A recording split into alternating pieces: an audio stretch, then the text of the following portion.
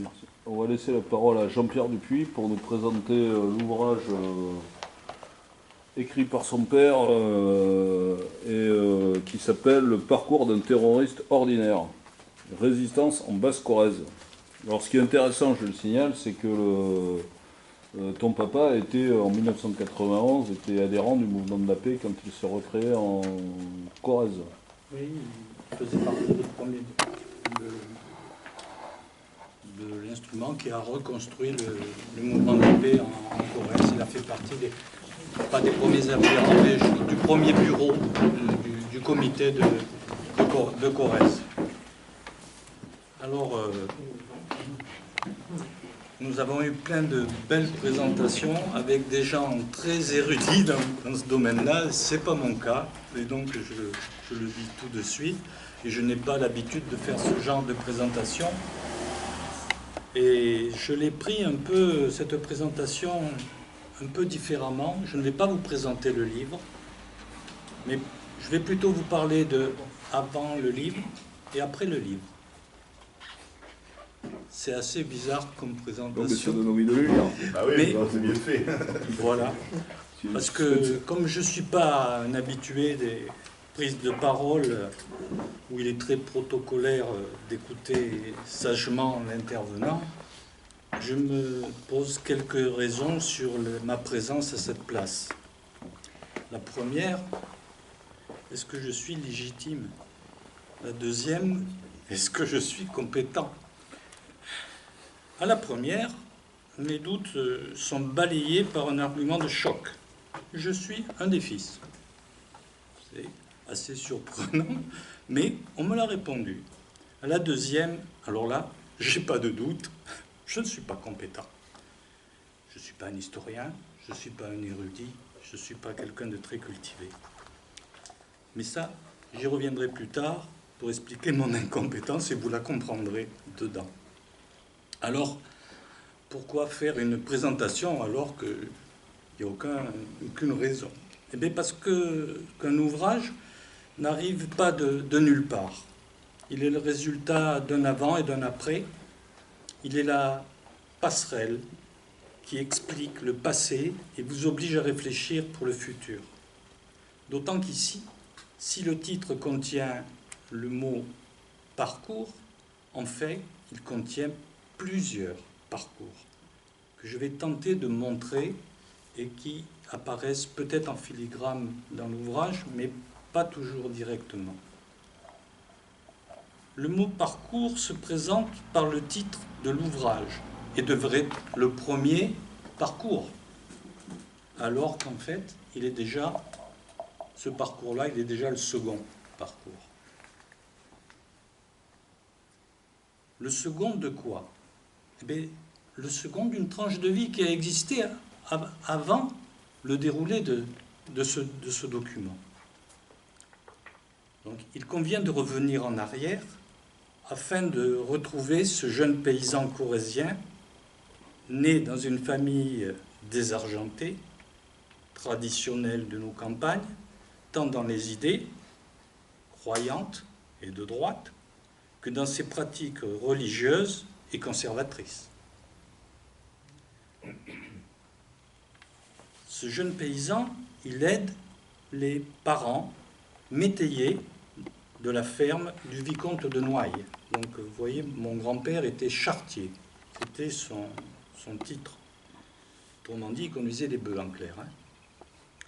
Il exerce aussi, on parle de mon père, des travaux saisonniers en entreprise ou sur la voie ferrée. En février 40, il s'engage comme élève mitrailleur dans l'armée de l'air.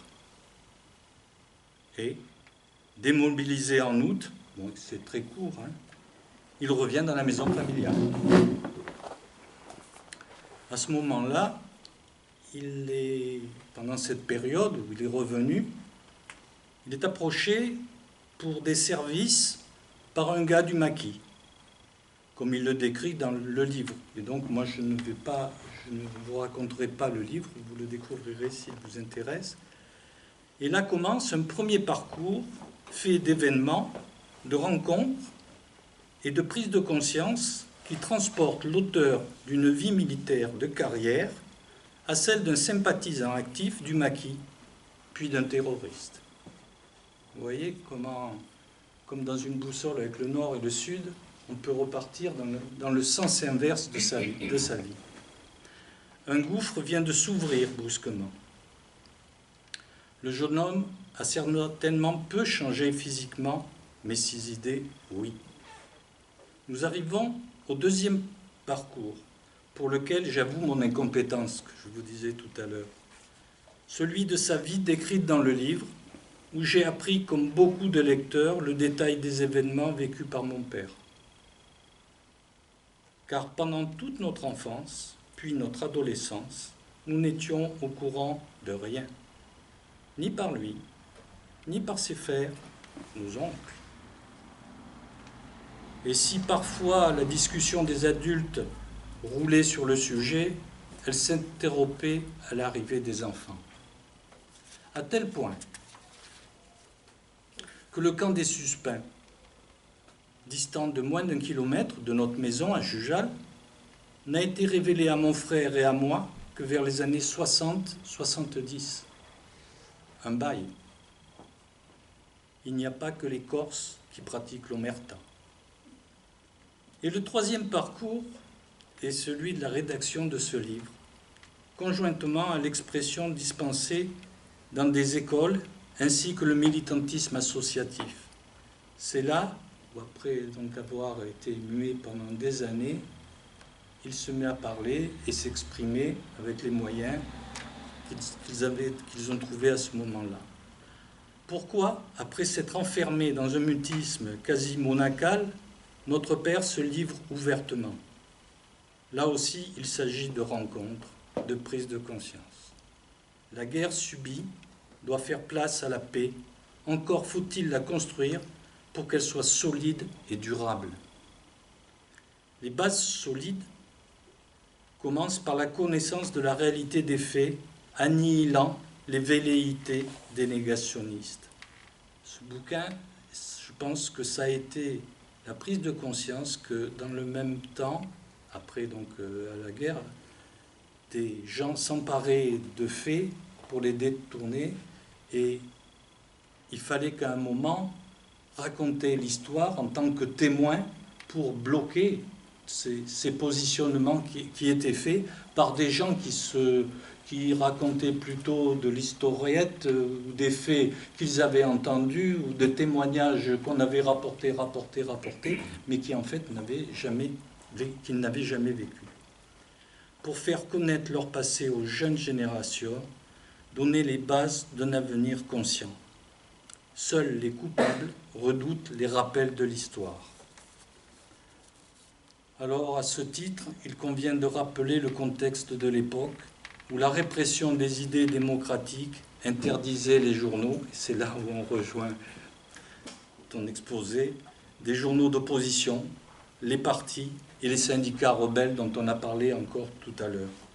La collaboration planifiant la chasse aux communistes, aux juifs et aux étrangers. Aujourd'hui, des similitudes se dessinent de plus en plus ouvertement par le biais de Va-t-en-Guerre qui dénoncent les mêmes coupables qu'en 1939, soutenus comme à l'époque par les mêmes puissances de l'argent. Elle pourrait paraître issue du hasard si certains partis politiques n'y collaboraient activement avec la complaisance des autorités jusqu'au plus haut sommet de l'État. Si ces orientations se confirment, sommes-nous destinés à devenir tous et toutes des terroristes ordinaires? Voilà.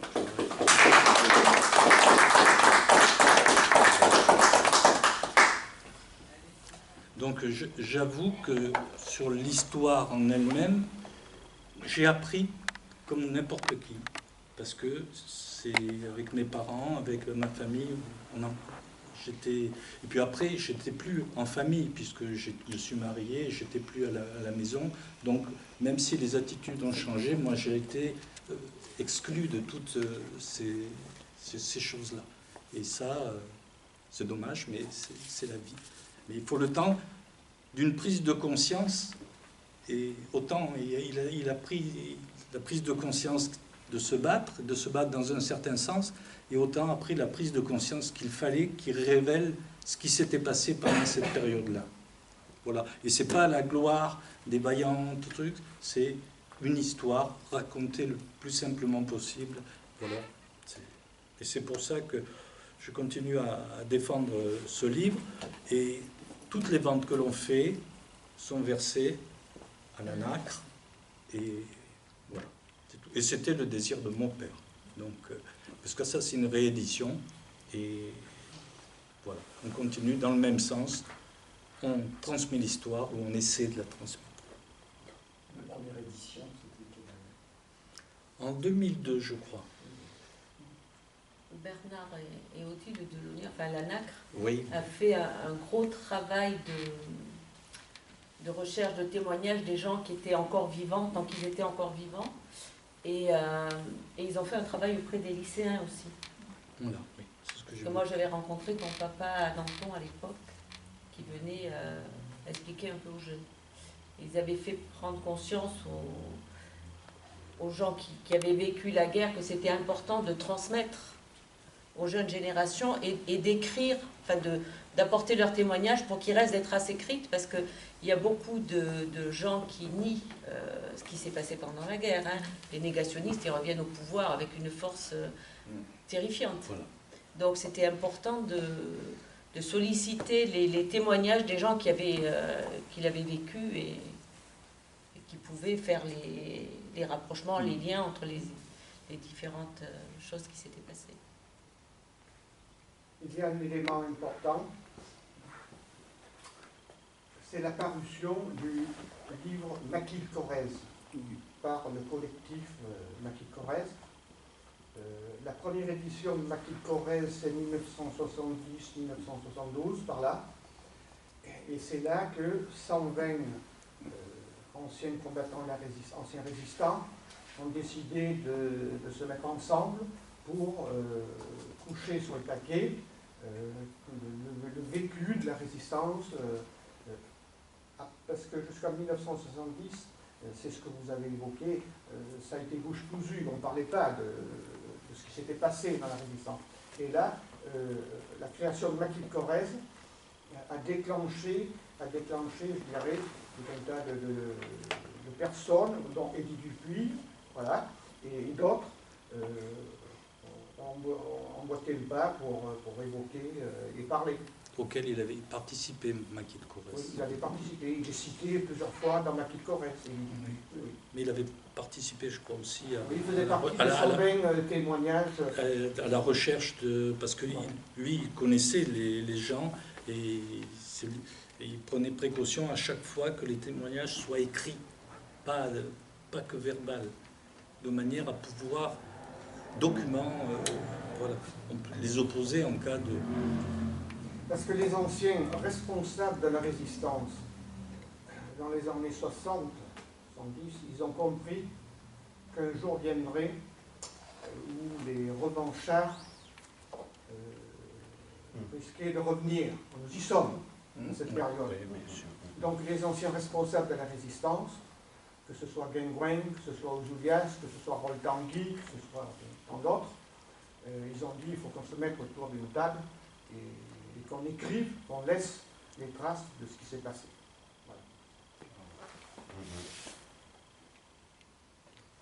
Donc je suis désolé de ne pas avoir apporté plus que ce que contient le livre.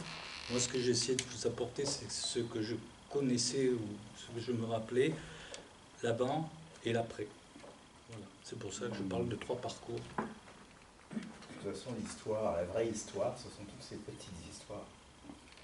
C'est pas le Roi Soleil, c'est pas le Général Leclerc, et puis toutes les sagas qu'on raconte. C'est l'accumulation des petits témoignages. L'histoire, c'est l'histoire des humains, des hommes de base, des anonymes. Et là, je suis en train de relire... Des hommes et des femmes, hein, je précise. Parce Moi, le thème, c'est homme avec H. Parce qu'il y a quand même eu des femmes dans la résistance qui avaient beaucoup de courage. Hein. Non, mais je me tiens bon. Moi, je Les me êtres rappelle. humains. C'est évoqué. Ouais. Largement d'ailleurs. Parce que quand vous descendez en vélo avec des documents secrets dans Bah, votre ça- corsage et que les Allemands vous matent, Oui. il fallait avoir un sacré cran. Hein. Oui, autant qu'avec une mitraillette ou un tambour.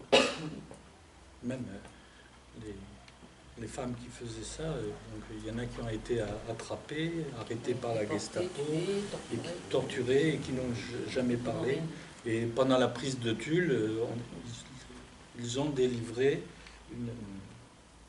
Je cherche le terme, comment les appeler? Des estafettes. Les Des estafettes. Non, c'était pas ça. Non. C'était pas grave. Et ils l'ont libérée, mais elle n'avait pas parlé et elle a repris le combat derrière. Il faut, j'ai envie de dire, pour une... Elle C'est était couillu. conduite. Moi, je me rappelle de ton père, déjà parce qu'il était maire d'une commune en premier, après pour la résistance, et de Gerhard Léo, l'allemand un allemand anti-nazi. Enfin, c'est un cas très particulier, c'est d'un Allemand anti-nazi réfugié avant la guerre en France qui avait été délivré ensuite par des résistants dans un train. En fait, toute une histoire, quoi. Donc là, je suis en train de relire son livre en ce moment. Et après, effectivement, ton papa, il y a eu le camp des suspects à ce moment-là, en 95. Non, après, je pense. Il y a eu le camp des suspects, l'inauguration. Et effectivement, dans le livre Makil Korez, il y a des gros passages sur lui au moment de la libération de Tulle. Oui. Enfin, la première libération. Et son rôle, je ne pensais pas qu'il avait été autant aussi important à ce moment-là, quoi. Et je pense qu'effectivement, vis-à-vis du révisionnisme, c'est important d'avoir des témoignages à apporter, quoi. Et après, j'ai jamais compris, par contre, un truc. Enfin, je me suis toujours interrogé sur le positionnement de ton père ou Rolf Tanguy, qui, après-guerre, sont restés dans l'armée, et comment ils ont fait pour ménager à la fois leur pacifisme et un engagement militaire, quoi. Voilà. Surtout quand ils se retrouvaient, par exemple, en Algérie, dont on parlait tout à l'heure. quoi. Mais je vous ai dit... Oui, tu en as parlé tout à l'heure. Les raisons profondes, c'est qu'ils ne voulaient pas qu'à l'armée, il n'y ait que des responsables fachos. C'était son truc. Il fallait qu'il y ait aussi des communistes dans les trucs. Et c'est le dilemme qu'il m'a donné quand moi je voulais pas faire les périodes militaires. Il m'a dit tu fais comme tu veux, mais si tu veux que tous les sous-officiers soient des fachos, mais tu n'y vas pas. Mais sinon, si tu veux qu'il y ait des communistes dedans, mais tu y vas. C'était simple. Voilà. Et j'y suis allé. Mais c'est pas évident non plus comme démarche. Même aujourd'hui, on se tâte encore si c'était le bien fondé, parce que d'un côté on cautionne, et d'autre côté on dit c'est pour le combattre. C'est hein. Voilà. Non mais C'est à double tranchant. Mais par contre, c'est vrai que pendant la guerre d'Algérie, le fait qu'il y ait eu la base de Blida n'a jamais envoyé d'avion en France parce que justement il y avait un contingent avec des gens qui n'étaient pas forcément communistes mais qui étaient des civils mobilisés et des officiers qui avaient la position de mon père en l'occurrence. Mais sinon, si tous les officiers avaient été pro-OAS à l'époque, eh bien, ça partait. Ils auraient ouvert les grilles à l'OAS, ils n'auraient rien fait, ils n'auraient pas... Ah ben on a été des... Ils nous ont enlevé les armes, bon, c'est tout. Et puis, ils auraient fait un peu comme certains qui votent ni oui ni non. Il y a beaucoup de gens dans les récits de guerre, et je pense justement sur le Djebel Amour, là, on voit un nombre de soldats qui se sont retrouvés en Algérie dans des situations qu'ils condamnaient. Et effectivement, ils faisaient une résistance face à ces événements-là. Ils faisaient ce qu'ils pouvaient individuellement, mais ils s'étaient pris dans une force qui les dépassait. Donc, de toute façon, c'était dur de ne pas partir. Il y a eu très peu de gens qui ne sont pas partis en Algérie. Mais bon, ce qu'ils faisaient, et chose qui ne se voit pas, oui, c'est qu'ils parlaient. Aussi. Et ils parlaient des soldats du contingent, comme quand pour ceux qui ont fait l'armée, on parle entre nous. je sais que nous, on a refusé d'aller au le soi-disant repas du colonel, bon, parce que on s'était, alors qu'on était à l'instruction, on était en train de pas de faire nos classes, après les classes, là, cette période, et on n'a pas voulu y aller parce qu'on avait été maltraité, mal considéré par un sous-officier. C'est une forme de rébellion, ça paraît minime, mais vous vous rendez compte, on était tous appelés à devenir sergents, on a tous refusé d'aller au repas du colonel. C'est rien, mais c'est beaucoup à la fois. Parce que ça a secoué la caserne, je peux vous le dire.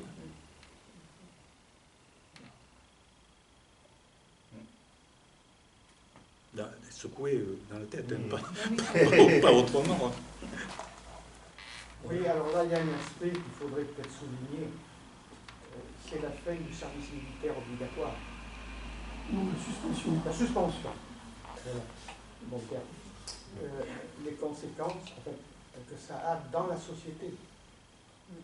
Ce que vous évoquez là, c'était le temps où on faisait son service militaire, les gens faisaient leur service militaire.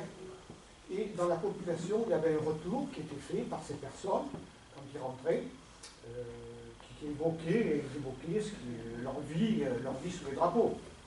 Il y avait un lien entre population et armée. C'était le conscrit, c'était la paix. Aujourd'hui, il n'y a plus de conscrit et de la paix. Est-ce qu'on sait ce qui se passe exactement dans les régiments, dans l'aviation, dans la marine? La population est complètement coupée maintenant, le lien n'existe plus. Et c'est dangereux, ça, je pense. Parce que ça peut nous amener des choses qui peuvent nous tomber dessus. On se demandera d'où ça vient, et comment c'est venu. Et voilà. La fin de la conscription n'est pas forcément une chose, je dirais pas démocratique, mais antidémocratique, mais en fait, il y a un lien qui a été rompu. C'est pour ça d'ailleurs que nous, on écrit pour l'abolition de l'armée, tout simplement. Parce qu'on ne veut pas d'une armée professionnelle. C'est ce que nous avons. L'armée professionnelle, elle est au service de l'État, oui, et effectivement des monopoles. Les pressions sur l'État aujourd'hui. Elle est surtout au service du capital. Elle échappe complètement au contrôle démocratique. Et avec la presse qui est aux mains du capital. Si on regarde en Espagne ce qui s'est passé, l'armée de la République a quand même défendu la République parce que justement c'était des appelés et que ça correspondait à la volonté de défendre la République. Enfin, moi, ce que je comprends, c'est que ce changement de recrutement pour l'armée, il a un objectif. Il n'est pas, c'est pas quelque chose. C'était pas forcément une aspiration populaire au sens, mais c'était un objectif politique. Parce que l'armée, à l'origine, est faite pour défendre la nation. L'armée de professionnels, c'est fait pour faire des trucs extérieurs, des interventions extérieures. C'est totalement différent. On change totalement de monde parce que quand la République a été instaurée, son armée, son principe, c'était de défendre le sol national. C'était pas d'aller porter la guerre chez les autres.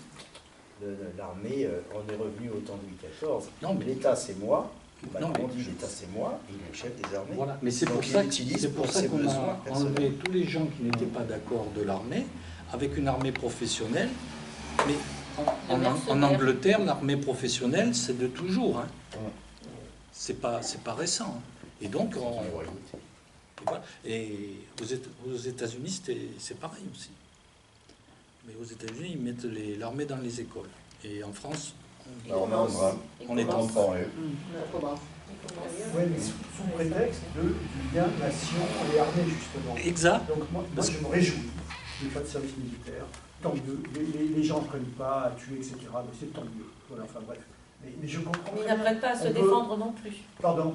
Ils n'apprennent pas à se défendre. Contre qui? Contre qui? Contre quoi? Contre le capitalisme, contre les gens qui les privent de tout. Non, mais c'est pas comme ça qu'on peut tuer la guerre. Si on veut lutter contre la guerre, il faut construire la paix. Voilà. On ne peut pas faire la guerre à la guerre. C'est absurde. On est dans une... La guerre à la guerre, c'est la guerre. Bon. Ah oui. La guerre à la guerre, je ne sais pas comment vous dire ça. On nous enfume continuellement. C'est pas possible. La meilleure défense, quelque chose de concret. Non, mais Oui, c'est évident. c'est une grande question. C'est évident. Tout le monde n'est pas grandi, hein. Il y a un autre point de vue. Vous imaginez ce que Non, ça veut c'est- dire c'est- si l'extrême droite qui arrive au pouvoir? Il faut vous défendre, mais contre qui? Quels sont les ennemis? On nous fabrique des ennemis tous les jours. Avant, l'ennemi, c'était le russe. Envoyé en On Côte nous a fabriqué d'Ivoire un ennemi ou musulman. le paradis en Barkhane, personne ne nous a attaqué. C'est capital. Enfin, pour moi, On va attaquer des gens, on prétexte qu'il y a 2-3 djihadistes, mais en fait on défend les intérêts de quelqu'un. Et même s'il n'y en a pas, on va nous envoyer quand même. ça s'arrête vraiment. Exprès pour justifier Voilà, comme les- les Liban, là,